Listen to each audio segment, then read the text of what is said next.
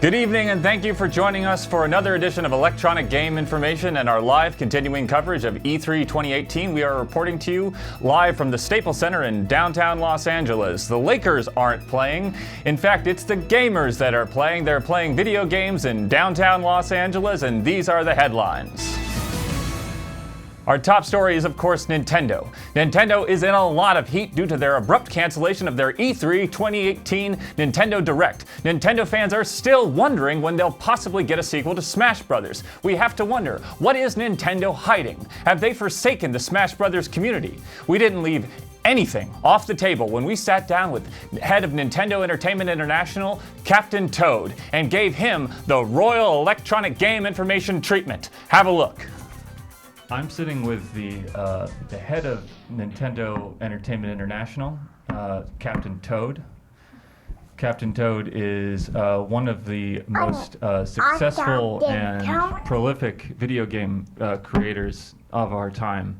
And I just want to say that it's such an honor to meet you and to be able to sit with you and ask you a few questions. How much money have you made in your life? And I don't mean just money that you've collected on your adventures, but money that you've made from selling products and systems to a vast consumer base.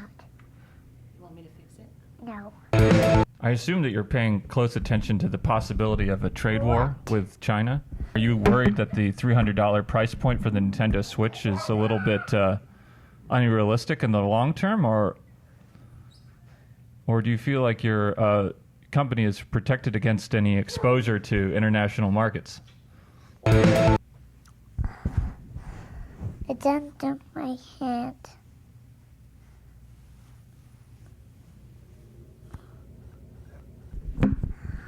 What am I? You're Captain Toad, and I'm just trying to get some insight into what the corporate culture is at Nintendo at this time.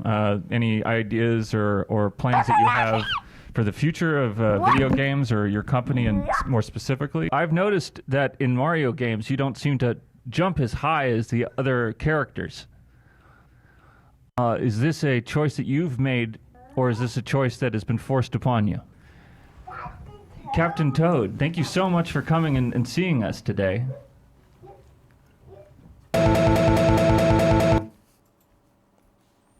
Remarkable interview. Now, this is a little... this is a little bit different for me. This is a bit of a departure. I need to say something. We here at Electronic Game Information, we try our hardest. I truly believe that we try our hardest to bring you the best gaming news that we can. We try to bring you the best lists that we can list. We believe that the best gamers are the most informed gamers. But, you know, sometimes, as in all things, we don't always nail the landing. And last night, a caller called in with a question about the list of PS2 games that you don't remember the names of. And this viewer wanted to know the name of a certain movie monster combat game. And I came to the conclusion that it was War of the Monsters, a game that I didn't say anything at the time, but a game I realized should have been on the list and is now on the list. It's on the list. But unfortunately, I seem to have made the call a little too quickly, and this has caused some controversy. So this morning I received a call from the head of our network. Since the show last night, we've been the subject of a number of complaints and criticisms, all leveled at my response. And many of the viewers believed that the viewer in question did not want to know about War of the Monsters. Instead, some of you believed that they were asking about Rampage Total Destruction. Now, this may be the case. This may be the case, but in my heart, I truly believe in my heart that it was War of the Monsters, and I stand by that. I will stand by that call, but in the interest of healing and moving forward, I apologize. I'm sorry. I'm so sorry for the mess that I've made. I've invested so much in this show, and this show, it's a lot of fun, But this show was conceived out of a desire to create a circle of trust between game players, game developers, and game journalists. A circle of trust that would be tough and would be honest and unbroken. This is a place of honesty. It's a place where you should feel free to express yourself. It's a place where you should feel like you can ask questions and be curious and wonder aloud about things like the list or things like E3 and just talk to me, talk to the show, and get things off of your chest. So in honor of that circle of trust, this is me. This is me here tonight. There's no act. It's just me. I'm not a perfect person. I've lied to people. I've stolen. I've cheated. I've run at night with the headless Harns of the world. And that said, after some soul searching and after some consultation with my family, I do have to say that I can't, in good conscience, put Rampage Total Destruction on the list. This isn't about the game's quality. It's not about your experience of it. For those of you who loved it, this is not a slight against you, but I can't in good conscience put it on the list. It simply doesn't fit into the framework of rules that we've established for these lists. And you have to understand, this is something that we've worked long and hard on. It's based on a number of meetings that have gone back years, far back into the past, before when this project was in its earliest stages of development. And I know that people are always asking me, how do you decide what games go on the list and what games don't? And let me try to explain. And we'll start by using the list up there. That's the list from last night. That's PS2 games you can't remember the name of, and this is how it works. For a game to be on this particular list, it needs to be a game that maybe had a lot of heart, didn't play by the rules, but ultimately didn't do enough to break the mold and put some distance between the past and the future. Does that make sense? These are games that had a wish and a dream, but got lost in the shuffle. A lot of these are 6 out of 10 or 7 out of 10 games. That's a score. That's 6 out of 10 game like a Dr. Muto, or a 7 out of 10 game like Stubbs the Zombie. Here's an example. Here's a game that was on the list last night, Extermination. Extermination is on the list because here was an action horror game that had a lot of heart. It didn't follow by the rules, but it kind of got lost in the shuffle. And another game that wasn't on the list that got brought up was The Thing. This is The Thing that, and it had heart and it didn't play by the rules, but it was because it was part of John Carpenter's The Thing mythos, it didn't really get lost in the shuffle. Do you understand? Do you want another example? The Getaway is on the list because here is a game that had edge, it had the heart, it didn't play by the rules, but the franchise, it just didn't nail the landing and it got lost in the shuffle. Understand? A game like True Crime LA, Streets of LA, shared a lot of the same aspects as The Getaway. It had heart, edge, it had no rules, and but unfortunately, because it was a game that took place in LA and it had the words true and crime in it, LA is the second largest city in the United States, and that was enough to pull it out in front of the pack. And how about Darkwatch? Darkwatch was another game that wasn't on the list last night, but got put on the list after the show. And this is a game that just is definitely on the list. It had all of the aspects of the things. It had all the things that you need to be on the list. But something like Baldur's Gate Dark Alliance, unfortunately, because of its name recognition, no matter how much heart or edge or how many rules it broke, because of that name recognition, Baldur's Gate, unfortunately, it couldn't be on the list. It just had that one last thing that took it out of the airport and put it on the plane, and it flew away. So I just wanted to get everything clear. Hopefully this is making a lot more sense. I just want to make sure that we're all prepared for tonight's list. Tonight's list is a list that I am deeply excited for. I think you're going to love it. I really think that when we get to it, a lot of people's hearts are going to start soaring. A lot of people are going to remember times in their lives that where they were just incredibly happy. And I just want to make sure that feeling is as pure and as true as possible. And if I could just address one last thing. Headless Harn. There is a very strong push to get me to talk about Headless Harn. And I'm not going to. I want to make that clear. It's not enough that he's in Battle Monsters. I get to live with that. I get to wake up every morning with that thought in my head. I have to think about it. I have to, it's inside of me. It's mine. It's not yours, it's mine. And I get to feel it, and I get to hide it as I see fit. You don't get to make that decision for me. If we are going to have a circle of trust, then you need to respect that. Do we understand each other? I can't wait to take your calls. We're going to talk about so much fun stuff. If you have any questions about the rules regarding lists, about the rules that games need to break to be on the list, please let me know right now. Calls are coming in. Hello? It's day 3 of E3. We're talking about the rules of the lists. We're talking about games that broke the rules. Hello? You're on the air. Where it's electronic game information. It's day 3 of E3. Yes, I'm very excited. Oh, what? So now I've just kind of thrown a lot of information at you. Do you have any questions? Yeah, I have a question about Headless Horn. Okay. All right. What's your name? Amelia. Amelia, listen to me. I don't know if you have something that you like to keep to yourself. Something that maybe if maybe your friends found out or your family found out, you would be you'd be a little miffed about. Yeah. Yeah. One of those things. It's just something you don't want to talk about. And I'm not. You know what? I'm not going to ask you, Amelia. I'm not going to ask you what that is because this is the circle. This is the circle of trust. Okay. I think it's the circle of trust that you and I are in together, and we respect each other. To not ask each other about those things that we choose not to talk about. But you're putting yourself out there to the audience. I think everybody No. wants I'm to not know. putting myself out there. I'm putting myself in the circle. We're in a circle. This isn't some massive open environment where you can just do whatever you want.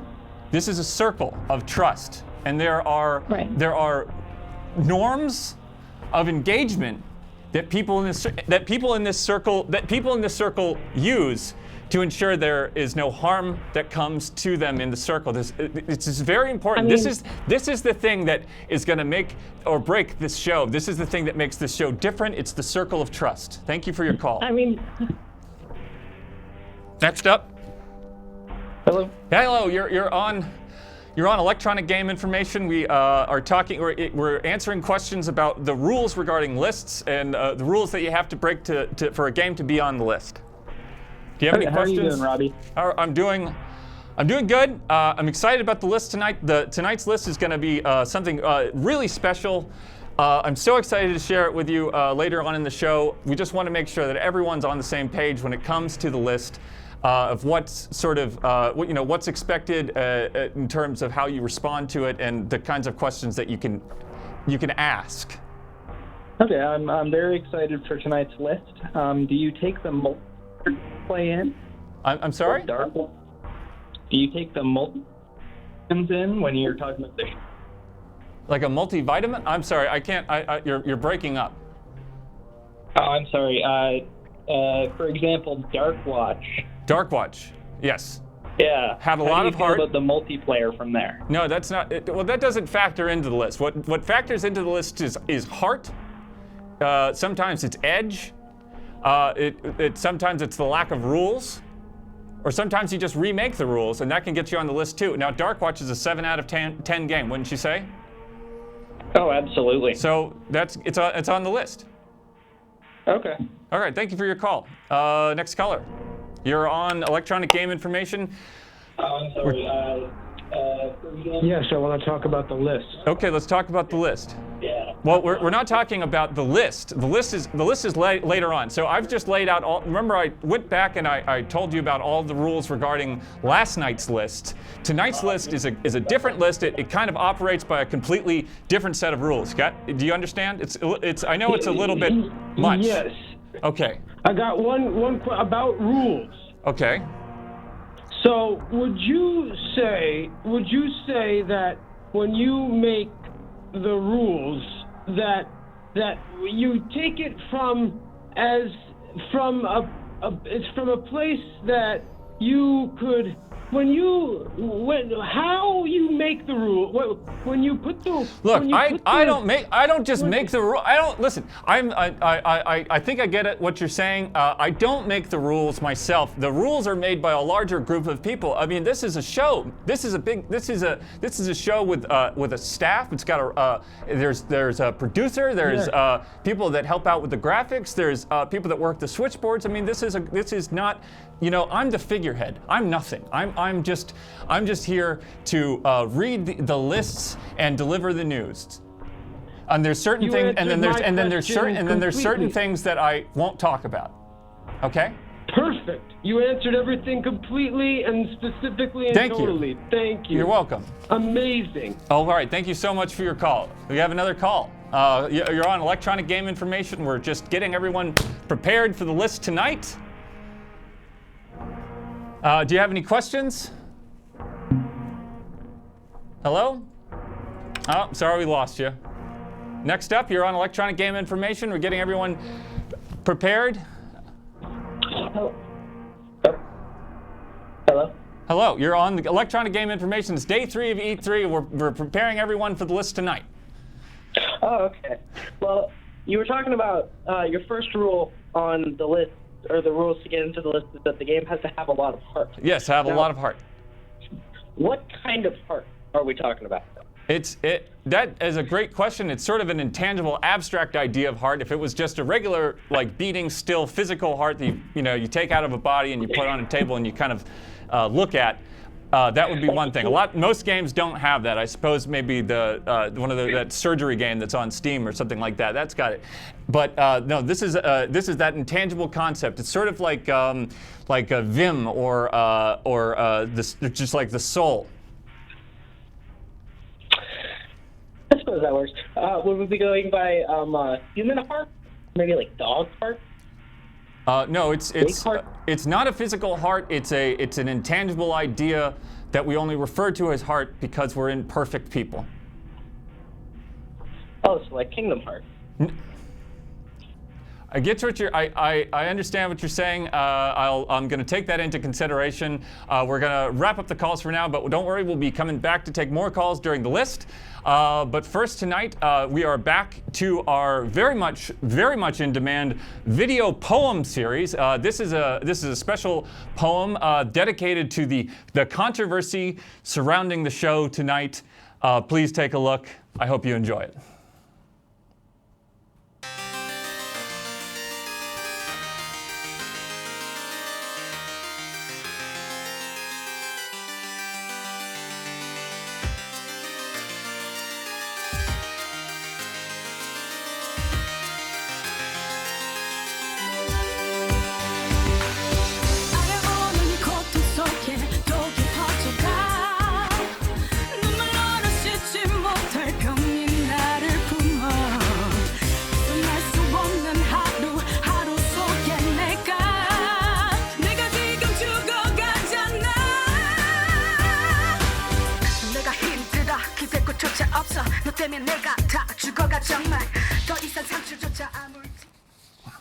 That's wonderful. And now, the list. I am very, very excited about the list tonight. This is the third episode of this E3 of 2018, and with the celebration of the number 3, we have something that starts with the letter 3. I'm talking, of course, about the 3D2X, or the Sega 32X. This is a subject that is dear to my heart. The Sega 32X was a gift that was given to me by my mother at a very difficult time in my life. I'm talking, of course, about middle school, a time in my life when I didn't have a lot of friends. I only had those things to come home to, those electronic games that gave me so much joy and so much hope and imagination about the future and about where the mind can take you. This is a very precious list to me. I'm expecting that it's a precious list to a lot of you guys out there. And what it is every single 32X game in existence. That's right. We're going to list every single 32X game tonight. And that's a lot of games. I know what you're thinking. I think you're thinking that, Rob, that when are we going to be able to talk to you? And we've decided to break it up. And so we'll be taking calls throughout the list while I read off the list of all of the 32X games that ever came out. There's a lot of games, so let's get to it. Doom, Doom was a 32x game that was windowed. It was a windowed version of a very popular game where you fought the monsters in hell. Maybe you remember playing it in secret alone when you were home from school. I don't know. It's a subject that I'm guessing is dear and precious to many of you. It was a windowed version of Doom. It was on the 32X, which was a weird lump that you plugged into your Genesis. Cosmic Carnage was a fighting game that took place in outer space. It featured massive sprites, massive multi-jointed sprites in outer space fighting each other to the death. It was a desperate vision of a future where space exploration has gotten to the point where outer space is a viable arena for fighting games. Calibri was it's a 2D side-scrolling shooter that took what you expect from 2D side-scrolling shooters and took from what you expect from Echo the Dolphin games, and they smashed those expectations, and it was a wonderful experience, a dreamlike experience that many of us never forget. It was a game that I played a lot when I was home from middle school. I was alone in my room playing Calibri and wondering about all the wonderful places that the mind could take you. Tempo was a jump up and down game. It was a platformer about like a bug or a friend that loves music and loves it so much that it's willing to do anything it can to save it from evil. You fought everything from other bugs that weren't or other friends, and also you fought giant headphones that were possessed by the evil that was threatening the music. It was a remarkably short game, but it was still on the 32X. Now we also have we have Star Wars Arcade. Star Wars Arcade was, of course, the port of the Sega arcade game that featured polygonal graphics, Star Wars music, Star Wars text, zooming into the background of outer space. This was another game that took place in a future or a past. We never really figured out which of those it is, but it was different. It was unique. You fought the Death Star and you won. It was Star Wars 32X. It was on the 32X. We also have Surgical Strike. Surgical Strike was, of course, a 32X CD game. This is what happened when you linked up the 32X and the Sega CD to create an unforgettable cinematic experiences, but also tight gameplay, unbelievable characters and storylines. NBA Jam Tournament was a game where you dunked the basketball in front of your friends and the rest of the United States. It was a fantastic port of an original game that never went out of style. This was NBA Jam Tournament Edition. I think we have a caller, correct? NBA Jam Tournament Edition. We've gotten through a few games on the list. Just wanted to get some feedback of what you thought about the list at this point. Well, I thought the list was pretty cool. You what? I thought the list was pretty cool. Okay, what game on the list has sort of stuck out to you? Are you in middle school? I am. You are in middle school. How's middle school treating you? I don't know. It's okay. If you don't have to talk about things you don't want to talk about. I don't want to talk about Headless Hearn, you don't want to talk about middle school. Middle school wasn't exactly a fun time for me, which is why I know all these things about 32X games. Oh, well, I think Headless Hearn is pretty cool. What? I think Headless Hearn is pretty cool. What? Okay. So, this is that circle of trust thing again. It's going to come up again, I guess. We're going to deal with it now. I don't want to talk about Headless Hearn. I've had that curse on me for a long time, and it's just something that I've been trying to exercise by being a good person and putting on making a show that we can watch, that we watch and we enjoy together as a community of people who play video games and people who don't talk about Headless Hearn. Okay? Did you have any questions about the? Okay, can we go, I want to get back to the list. We've got Mortal Kombat 2. Mortal Kombat 2 is, of course, it's a fighting game. It's an arcade port. It's a Genesis port that was made better by being in the little lump that the 32X is on the Genesis. So you plug it in, and it has a few other, you had some extra chords, and the 32X version here's the thing, is that a lot of sound effects and background effects were missing from the from the 32 Genesis version. So when they put it on the 32X, they brought it all back, and it was a much better game. I have such fond memories of playing Mortal Kombat 2 in my room after school. Space Harrier is, of course, the classic Space Harrier game. It's an arcade game for the Sega Genesis that you played alone in your room, and it was a shooting game where you walked into the distance and you fired at everything you saw and collected the souls. And the Slam City with Scottie Pippen is, of course, another Sega 32X game that needed a CD attachment to run. If you had all of those attachments, you had a lot of plugs in the wall, and it was hard to find a correct place to plug all those into the wall. And but if you had Scottie Pippen on your TV and he was teaching you how to play basketball, you had a friend. Night Trap is, of course, a game where you have a group of friends who you care very much about, and you protect from the enemies. Primal Rage was another arcade port that was better on the 32X than it was on just about any other system at the time. It was a fantastic Virtua Fighter. Hello?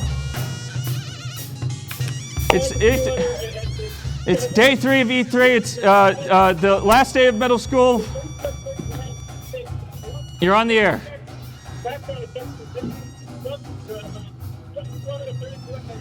Okay. Thank you for your call. We're going to get back to the list. We have the Starfeet. I'm sorry, do we have another call?